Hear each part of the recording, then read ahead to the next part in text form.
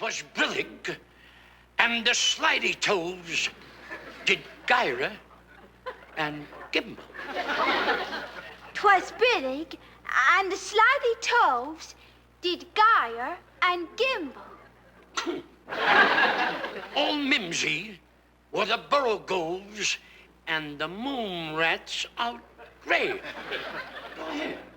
Old Mimsy were the Borogoves and the Mome Rats out grey. That's right. 'Twas Brillig and the Slithy Toves did Gyre and Gimble. Sound each syllable triply until your tongue is nimble. Old Mimsy. Hey everyone, it's Jonathan and welcome back to Every Version Ever. Today we've got a bizarre episode for you. Sarah and I are talking about a 1966 television film, another adaptation of Through the Looking Glass, but this one is different. The last one we talked about was a poorly crafted BBC film, so while the special effects weren't great, the acting was good and it was still totally watchable. I cannot say the same for this unfortunate adaptation. This one is so bad, I originally considered not re-releasing this episode, and instead recording a whole brand new podcast about it with Nikki from Trivial Theater. She loves terrible old films, and I thought this one would make for a hilarious conversation. But Nikki and I are already working on a whole bunch of upcoming episodes for both my podcasts, including a couple that are coming very soon, so I decided to re-release this original review from Sarah and I. Nikki and I could potentially come back to this one in the future.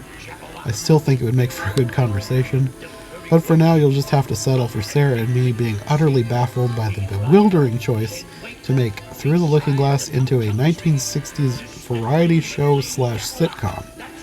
Yes, this is truly as bizarre as it sounds. Oh, there you are! It's about time. Your Majesty. How do you like my forest? It's just for girls, you know. Just for girls? We don't allow boys in here. Why not? Well, they can go to their own forest. This one is strictly for us girls. You see? It's all done in pink. Oh, you mean the girls have a pink forest and the boys have a blue one? Of course. What did you think they'd have? Green? How come you're allowed in the pink forest? I thought it was only for girls. Well, it is, but, we just want to see how the other half lives. Hey everyone, welcome back to Wonderland Wednesday. We're talking today about the 1966 version of Through the Looking Glass. And this was not what I thought it was going to be. It turned out to be a very weird, almost bad fan fiction version of the story. Once again, Lewis Carroll was rolling in his grave as this was played on the internet. It is one of the cheesiest things I have ever seen. Cheesy hardly begins to describe it. It was just terrible. We did it for the cause, not for the pleasure. And we actually skipped a lot of it, which we don't normally do, but it was absolutely peppered with unnecessary Broadway-esque musical numbers. Bad Broadway-esque musical numbers. There was, I would say, at least a third of the film was these terrible songs that had little or nothing to do with... Yeah, they really had very little to do with the story. They were just there to, I don't know, maybe showcase the talents of the actors, and that was about it. It was bad enough that we decided to start skipping the songs. It started out really decently because it's a modern take. She's in an Alice type outfit, but modern for the time. And she's bored because her parents are having a party and she's not supposed to be in on it. And her father encourages her to go play chess, amuse herself, and he'll pop in on her. Okay. Good so far. It seems like it's setting it up for her to have the whole chess-themed thing going on. You would think. Then the Red King shows up, and it's all downhill from there. Yeah, he comes into the real world first, which is out of left field because she goes into the looking glass before things start getting weird. But no, he comes in there first. I would have been fine with that if it hadn't quickly transitioned into a cheesy number and dialogue that had absolutely nothing to do with the book. This is a strange story, a fun story. Stick with it. But no. Yeah. This video could sound like a whole reel of whining about how terrible this was. We'll try not to go too crazy here. But there really was very little to redeem it. They had certain people on it that we recognized. The lady who played Mrs. Snow and was on the 1960s version of Pollyanna. I've seen her in a crime film with Lauren Bacall. And I'll find a picture of her and put her name in the video because she was a big actress in that time. She played in a lot of Disney films, so we recognized her immediately. Jimmy Durante, the Smothers Brothers. Lots of big name actors and singers and dancers from the 60s. And basically, I think they just envisioned this as a way to have people be able to sing and dance for an hour and a half. It was a very weird TV movie. He quickly became annoyed because there was a laugh track and applause. Yeah, it was so strange. A laugh track in Alice in Wonderland. It made no sense. It really cheesified it. I could understand if this was a live play and you had children giggling in the audience or something. It was like a sitcom. It was basically like you would imagine if Alice in Wonderland was turned into a sitcom. But not funny. Yeah, but not funny. The basic plot that they chose to give it was that the Jabberwocky had taken over the land and they didn't have power, and Alice, she was brave even though she has no machete or gun or anything. She's willing to stand up to the Jabberwocky and she wants to become a queen, and they encourage her where to go to become a queen. Along the way, she meets elements of Wonderland, the talking flowers. Jimmy Durante as Humpty Dumpty. The Smothers Brothers as Tweedledee and Tweedledum. One of the things that they injected in here was a Lester the Jester. Yeah. Which we have managed to piece together was a doll that she says she lost, and he is helping guide and protect her in this land. Through very bad visual effects. In the end, she has her doll back, but he helps to protect her from the Jabberwocky, who appears throughout the film, who also has no weaponry whatsoever. And he just sort of threatens her, looking menacing, and that's about it. Kind of like a cheesy little boy, and his horns are quite wobbly. They're made out of basically plushy or something. I don't know.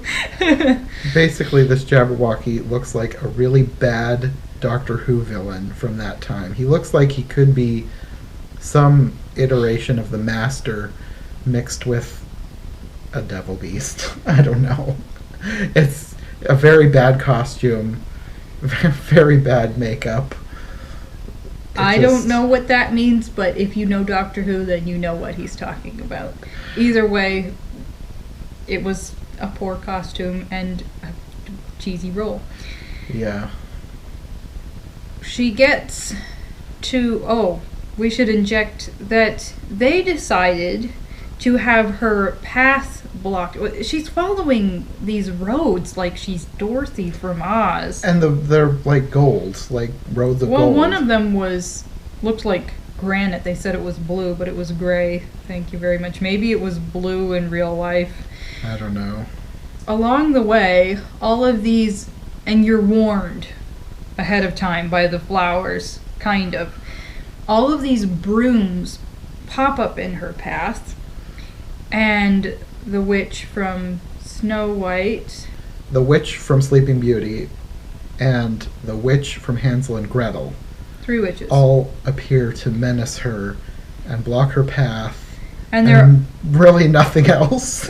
they're offering her the sort of their weapons of choice, you know, when you like an apple, when you like to make some It was needlework or something. I don't know. It was just, why was this here? It made no sense. But she was brave, and she stood up to them, and so they got scared and disturbed, and they went away.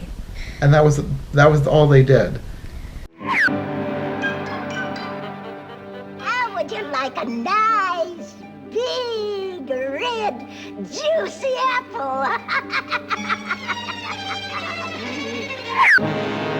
Here is a beautiful silver thimble and a needle. Wouldn't you like to sew a fine seam? You must be very hungry, my dear. How would you like a nice piece of gingerbread? Oh, no, you don't. I've been warned about you. Warned? Why, we wouldn't harm a hair of your lovely head. Would we, girls?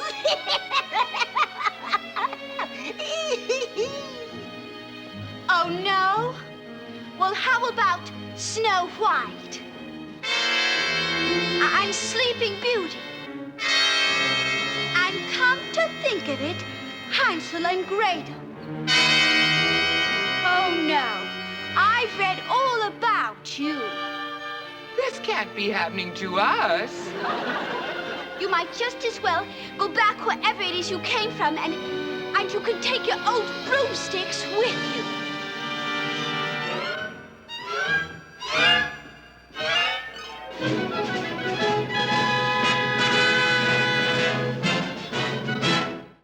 And this is another reason why I said it felt like really bad fan fiction, because a lot of fan fiction have people inserting their favorite characters from other media into the story they're writing about. And that's basically what this was. It was 3 characters from other stories put into a story for no reason other than to just be there. Then they and their fence of brooms, which she could have just walked through the brooms. Mm-hmm. Yeah. They went away, and she was on her way, and eventually she makes it to the end of the line. She's going to be crowned queen, and all of a sudden she is in this gigantic pink ball gown. Which looked like an upside-down cupcake wrapper to me. I liked elements of the dress, but I think they just felt like having her in a really fancy dress. Unfortunately, this party is interrupted by the Jabberwocky. Somewhere in there, she's running off, and Lester helps her while she escapes back into the real world. And all of the people come up behind the Jabberwocky with swords, like they're finally gonna take him down, and he's sort of clawing at the mirror, like he's trying to get through to the other side, away from them. Then it's like she's having a really bad dream on the other side with her little jester doll on her lap, and her father comes in, wakes her up. They're supposed to have this little sentimental moment, which I was not touched by.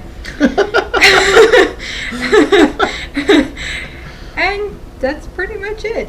Don't show your kids. Don't waste your time. Yeah. You're welcome. We have borne the pain for you.